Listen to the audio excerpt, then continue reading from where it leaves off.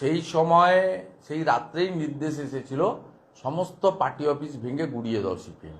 এক রাত্রে 3,500 party office ভেঙে গুড়িয়ে দেওয়া হয়েছিল এবং 13 সাল থেকে সমানে এই কালচারটা চলছে এবং বিরোধীদের জব্দ করো, বিরোধীদেরকে হেনস্থা করো, যত রকম পারো করো। গুলি চললো, যারা গুলি চলিয়েছিল আপনাদের মনে আছে? পুলিশের ড্রেস পরে এসেছিল, অনেকে পুলিশের ড্রেস পরে এসেছিল, মনে আছে? হাওয়াই চটি পরে এসেছিল বলে ধরা পড়ে গেছিল। এবারেও সেসব কেলেঙ্কারি করছে, অনেক বিএসএফ সিআইএসএফ এর ড্রেস কিনেছে। কারণ যারা এসব করে না তারা জানে এই বাপ বেটার পারমিশন ছাড়া সেদিনকে পুলিশ নন্দীগ্রামে ঢুকতে পারতো না। আমি বলছি নন্দীগ্রাম আন্দোলন তো হয়েছে, তাহলে টাকাটা কোথা থেকে এসেছে? আপনি যে টাকাটা, ওই তো শিশির অধিকারী টাকাটা দিয়েছেন, তিনি তো দুটো পেট্রোল পাম্প বিক্রি করে দিয়েছেন।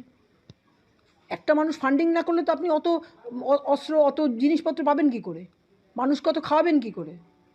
শুভেন্দু অধিকারী না থাকলে আর শিশির অধিকারী না থাকলে নন্দীগ্রাম মমতাদি জয়যুক্ত হতে পারতেন না।